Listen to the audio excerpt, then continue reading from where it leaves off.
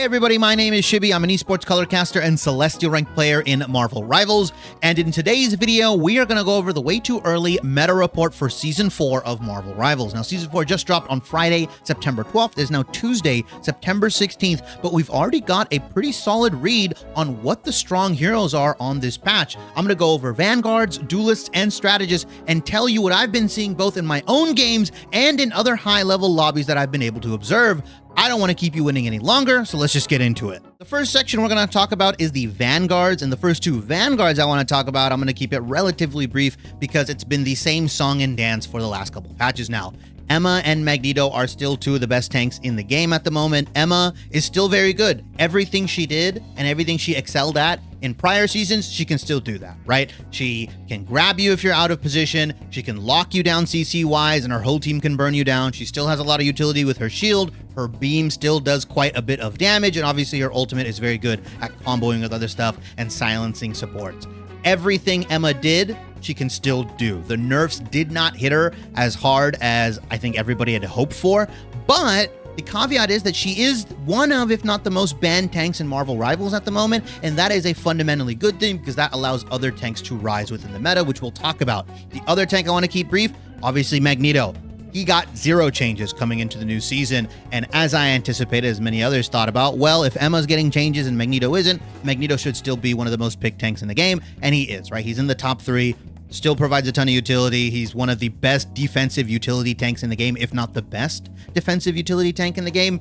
Bubble is really insane, right? Both comboing on the defensive side and the offensive side. He's got a lot of good bursts. His shield is still very good. And his ultimate has the ability to one-shot supports as well as counter a ton of DPS ultimates. So Magneto, I don't think will ever fall out of that top 3 most picked tanks. But as I mentioned earlier, Emma being banned out does allow the rise for other tanks. And funnily enough, Doctor Strange has come in here, and I honestly would argue that he's on the same level as Emma and Mag. The change that he got to his E, the cooldown reduction, essentially, it went from 8 seconds to 6 seconds. It feels so good from a DPS standpoint because pretty much every time you would charge up your E, there'd be a pretty big delay on when you can use it. Now that it's at a 6-second cooldown, after you use it, once you build it back up again, you can let it off super quickly. I have noticed, and I've seen a lot of other things where the ultimate charge is actually, you're just charging faster. Like if you are doing your due diligence as Strange and you're landing multi-man E's, right? You're hitting 3 or 4 people with it, you can charge your ultimate up very, very quickly. And I love this change, having him become more DPS focused, right? He did lose a little bit of health, but honestly, like I mentioned in previous videos, his health pool going lower is not that bad because he essentially has a giant shield that will act as another health pool, right? So I love the Doctor Strange changes. I would highly recommend picking him back up. Obviously, it doesn't feel like Gamma Strange, but he still feels super strong with his reduced E cooldown. And the fact that you can just keep letting them loose almost pretty much every 6 seconds, right? You will have a fully charged E ready to go pretty much every skirmish, every fight. And you'll notice that you're building your ultimates faster. You'll notice that you're finishing kills off better because you have that uptime on that E. So I've been really liking Strange, and everybody else has been on board. He's been one of the top 3 tanks picked so far in Season 4, and I don't think that's really going to change. And with Emma being banned out, one of his, I would argue, biggest counters from the tank role, he's just going to rise in priority, right? Double shield compositions are going to be amazing. Even single shield with just Strange instead of Magneto. Like, there are now viable options and viable avenues to like where you would want Strange over Magneto, and I think that's really good. I think that's the best way to have pretty much the only 2 real true shield tanks in the game kind of contend for viability, right?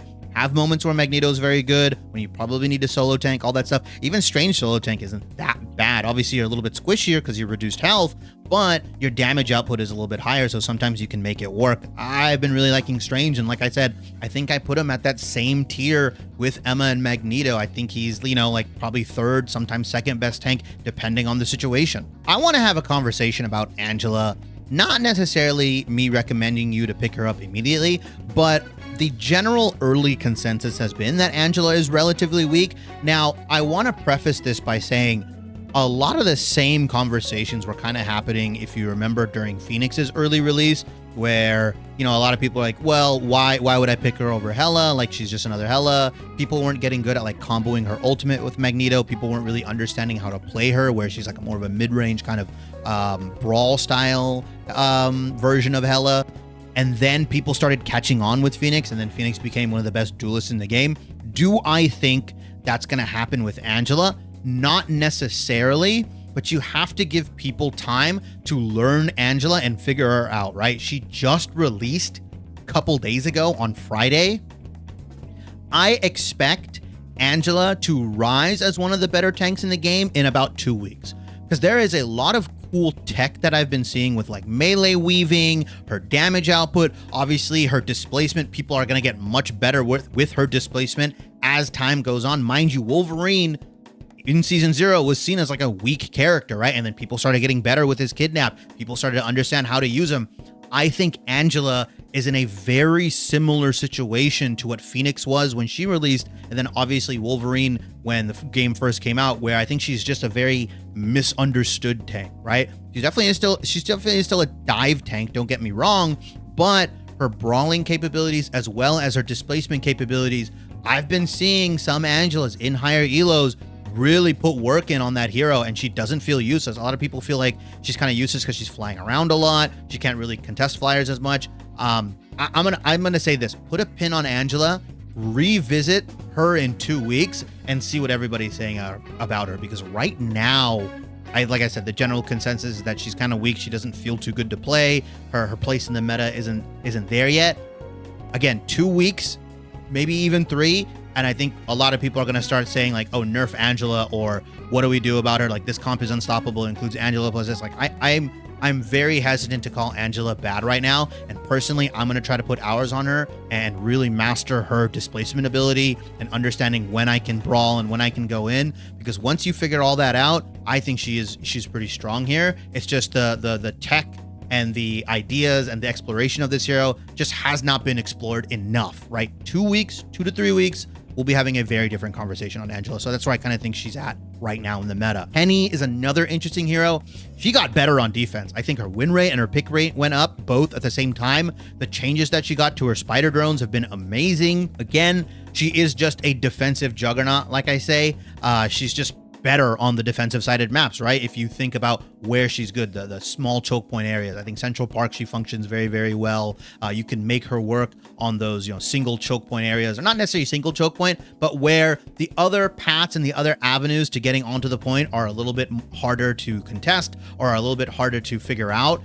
That's where I think she really, really excels, right? You're not going to pick her on like control point all the time in my mind. I've seen some maps where you can make her work, but you have to get her there first on the map, and then you have to lock down an area and like make sure your team plays around it. Where on the defensive side, if you are playing like Convergence, I think it's just so much easier. I think it's really, really good. Even on certain payload maps, I would argue first point on some of those payload maps, she can be really devastating. But yeah, defensive beast, defensive monster, and the changes just helped her, you know, on the defensive side, and that's I think why her win rate and pick rate have bumped up so much. I'm gonna say my sleeper pick for Vanguards, and I kind of feel a little dirty calling it a sleeper pick because I think a lot of people just overblew the nerfs that he got, or the one nerf that he got to his damage. I still think Captain America is the best dive tank in the game, and realistically, when we get into duelists, Captain America just traded out the Cap Psylocke dive for Cap Magik, and Cap Magik provides a lot different benefits, but it's still very good, right? If you're not peeling Captain America Magik from your support line, you're not going to have a support duo for very long. You're not going to be able to live on those points. You're not going to be able to contest or anything. Like, Captain America Magik is still very good. The nerf that Captain America got, again, I think it was a little bit overblown. The damage, sure, it feels a little bit less, but you've got duel and brawl potential there with the Magik, especially because Captain America Ultimate is just another strategist support. So when you have that value, when, you know, someone pops a DPS Ultimate, or you want to try to live longer on a point, you want to contest, you want to win the fight, instead of having to pop like a Luna Snow or Invisible Woman Ultimate or anything like that, you can pop Captain America Ultimate and just run with the tempo of your team fight win, or you can use it to counter other ultimates. And I think that's infinitely more valuable than what a lot of the other strategists and maybe some of the other tanks can provide, right? That extra health, that extra bonus health, the ability to contest on point. Like, I think it's really, really, really good. And I love, again, the Captain America Magik dive it has been wreaking havoc. Like, I've been seeing it absolutely destroy people. So get on the Cap train. I still think he's very good. I don't think you need to drop him if you already Captain America main. Just make sure you have like a dive buddy with you. Magik, Psylocke is still fine, even though she got some nerfs. Just somebody there to help you out to finish off those kills, because I think he excels in those extended fights when he's allowed to just beat on your backline consistently. And then when the kill area is there, when you're allowed to finally secure it, you can use your burst with your shield toss and everything like that. So yeah, pick up Captain America, my sleeper pick, but I think Vanguard is in a very interesting spot right now. I think it's relatively healthy with Strange and Mag coming back in, Emma being banned out. People are picking up Angela. I think we're in for a decently healthy Vanguard meta, at least for a little bit. Before we get into duelists, I just want to thank everybody that showed me so much love on my last video. When I made it, I think we were at 299 subscribers. You guys smashed the subscribe button, the likes, the comments, everything like that. Now I'm making this video and we're at 352. So I'm super appreciative. Thank you guys so much. It means a lot to me. It keeps me going and making these videos for you guys. You guys have shown so much love on my last couple videos, going into the thousands of views for such a small account like mine. So I love everybody that's been engaging with the content, the comments, everything like that. I try to respond to everything, and I genuinely just love interacting with my community. So again, special shout out to you guys. And of course, if you liked the video, comment, subscribe, hit that like button, do all that jazz, but let's get into duelists. Now we get into duelists, and we've got some mainstays as well as some newcomers coming onto this meta list for Season 4.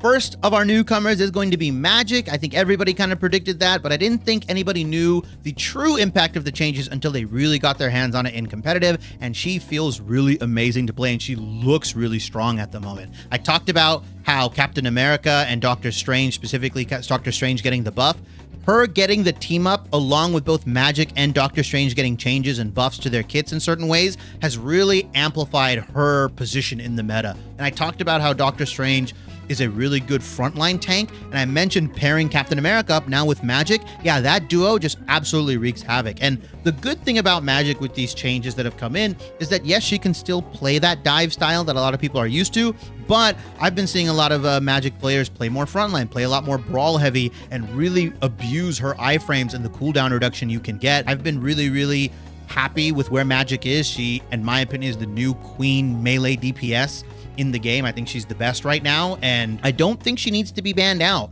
Personally, I think you can play against her. She feels very fair to play against, right? Unless you're playing up against like Kingsman or Pick and Roll or somebody like that, like even then, I think she feels very fair to play against. Like, you can counter her with stuff like Namor, Hulk. You can play Thing into her. You can focus her down. CC is still very good under her. Stuff like Emma if she's not banned out.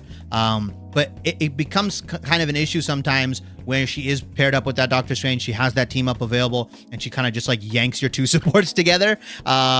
People have been going crazy with the Magik buffs and the Magik changes along with the team up. I think it's really healthy for the game. I think she's pretty damn good. I would put time into her. I don't think this is gonna change for a bit, at least for the entirety of Season 4. They might look to tap her down in 4.5, but I doubt it. I like where NetEase has put Magik, and like I said, I think she's the new dominant queen of the melee or DPSs, or like dive DPS.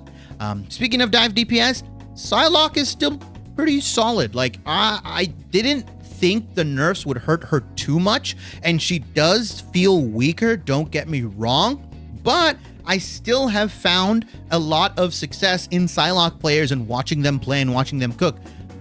Again, Magik is in the forefront, but I do think there is room for Psylocke, especially if people are banning Magik out, right? I'm not saying she needs to be banned out, but I feel like a lot of the community, when they see her being picked up, and a lot of the players in like Diamond and Grandmaster or whatever, they're just going to ban her out because they know how many Magik players are popping up and want to play her, and how many of them are so good. So yeah, if you don't have Magik available, yeah, go pick up Psylocke. Psylocke is still a very good dive duo. And like I mentioned, dive duos can be lethal in solo queue, specifically in less coordinated environments, especially against supports that aren't paddock caking or aren't playing together, or a team that's not looking to peel their supports properly. Like Psylocke, Magik, very good. Yeah, I like Psylocke. I don't think she's like kneecapped or taken out back or anything like that. She did obviously get nerfed. Some of her damage got removed, but I don't actually think she's that bad. I think she's fine. She's probably I would say right behind Magik in that sense, like firmly behind Magik, but still behind Magik in that sense. Somebody that has come back into the meta, who was a problem early on in Marvel Rivals seasons and has weaseled his way back into being one of the best DPS in the game, the all-around jack of trades, Mr. Bucky Barnes, aka Winter Soldier himself. Yeah, I mean, excluding the change, I mean, he's always been relatively good, but the change to his punch to now stop movement abilities for 1 second, I mean, it's so big when you land the pull. Like, Bucky players are feasting in this new season, especially because you see stuff like Angela being picked up. Sometimes there's flyers.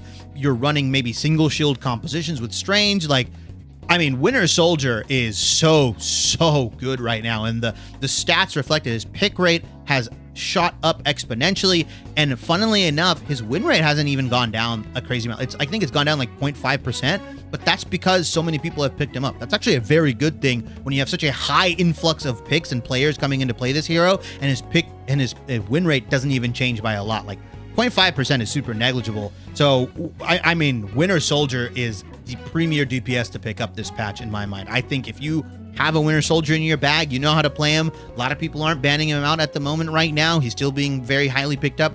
A lot of people are valuing other bans in the meta, which is good for the Winter Soldier players specifically. So I've been really liking it. Also into the 3 support stuff. Picking off a support, like pulling a support in, is immensely valuable when you're facing off against 3 support compositions, which have gotten more popular, and we'll talk about when we get to the strategist section. So if you're Winter Soldier players, you guys are feasting. If you don't play Winter Soldier and you're a duelist, pick that guy up, understand how to play him, get his combos down. I think Winter Soldier is going to stay very good for the entirety of Season 4. I don't know if they're going to tap him down or revert any of his changes in Season 4.5. That just doesn't seem like what NetEase is going to do. Now, if we look at some of the more mainstays that have been meta for a while, I'm going to keep this specific section kind of brief with the 2 heroes I'm talking about. Phoenix and Human Torch are still some of the best DPS in the game. Human Torch specifically is still one of the most banned. Flyer comps are coming back in. Ultron has risen up in popularity, so 3 support compositions have risen up in popularity, and with that, it's the Human Torch Ultron version that we have experienced and seen before. So I would highly recommend banning Human Torch. Some people are banning Human Torch and Ultron both. But yeah, Human Torch is still amazing. He got 0 changes really coming into Season 4. Technically, in my opinion, he got buffed because Invisible Woman got buffed. And when you see more Invisible Woman, therefore you're going to have more team-up availability with Human Torch. So again, ban that guy. He's still been getting double banned, and he has the highest ban rate right now out of duelists.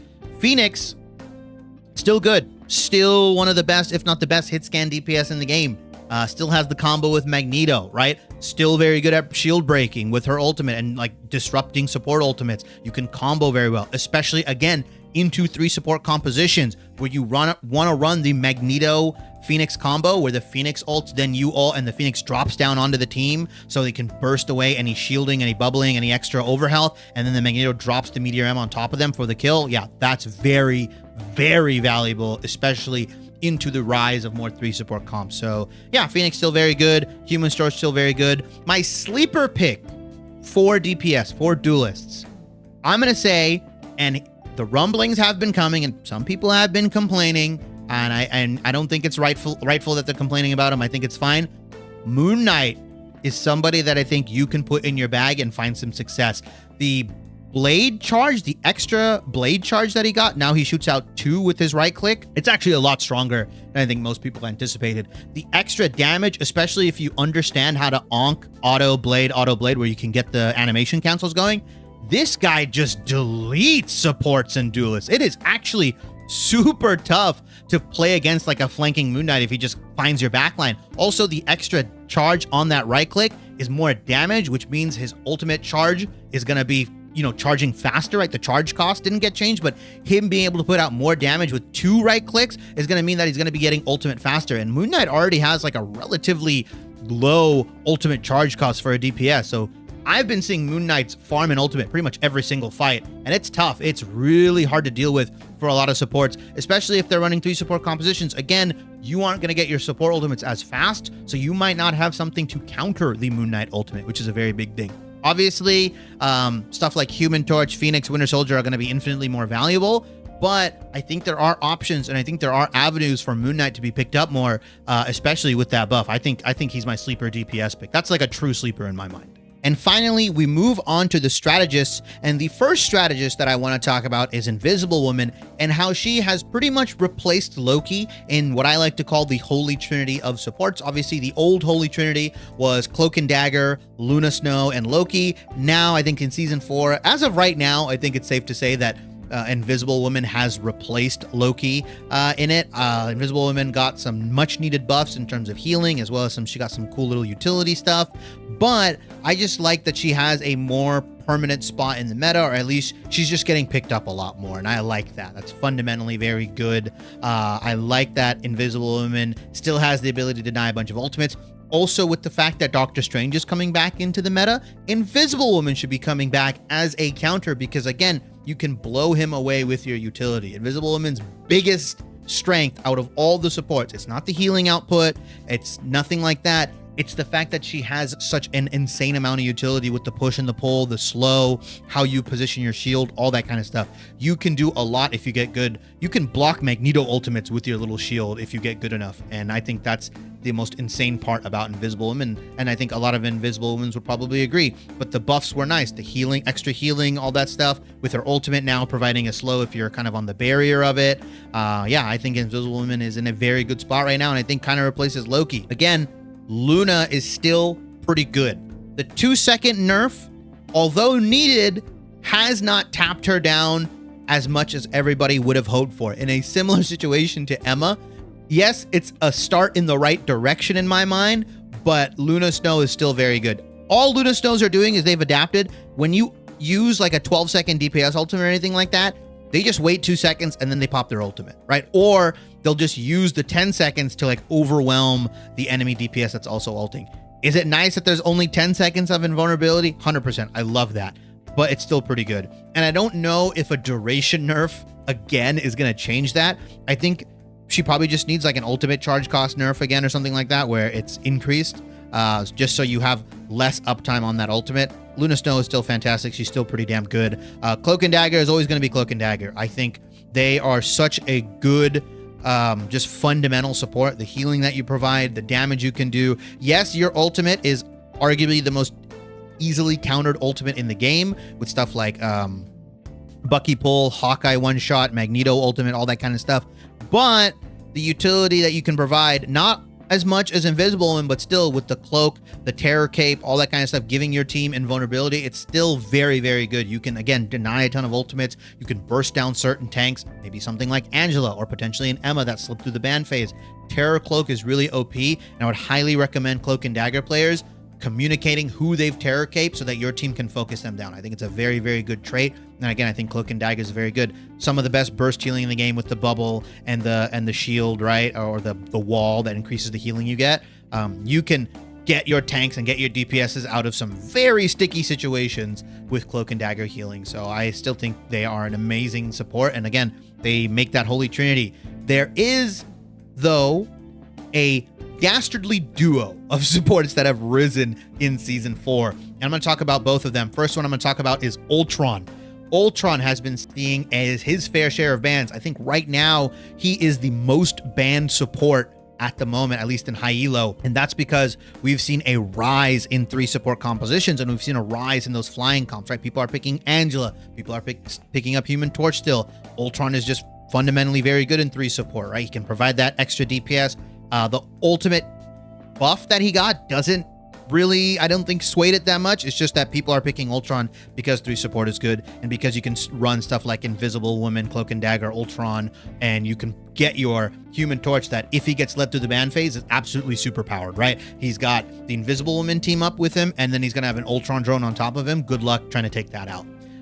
As well as you can kind of run him in the Mantis compositions. I've seen Mantis still has a pretty high win rate in like high elo. I don't think the buff that she got really changes her that much, but I think Mantis, the buff she got 2 patches ago, has been really nice, and you've been seeing her run with like Ultron Mantis, plus like a main, we'll call it healer, with like Invisible Woman or Cloak and Dagger or even Luna Snow. The other support, and we talked about it in my last video when I talked about who got some changes and who you could pick up potentially. Jeff is here, guys. And I know a lot of people you've been seeing online complain about Jeff still. Jeff is so good right now in high-low. The amount of Jeffs, like if you look at his stats right now, his pick rate and his win rate went up exponentially. It's insane how good he is. And it's insane how that one small change, I would maybe not small, but that one change in giving his ult a healing ring has shot up his win rate. Also, the Jeff players, again, the really good Jeff players are still feasting, and you can run Jeff in either 2 or 3 support compositions. I've been seeing both, especially with Ultron being banned out. 3 support Jeff comps are still very good. The eats are still very good. As people get better with Jeff, as people understand how to ult with Jeff and just create numbers advantages, you don't always need to go for the 6-man ultimate on Jeff. If you go for a 2-for-1, or if you just swallow one person up, and as long as you don't eliminate yourself in the process, you create a man advantage for your team.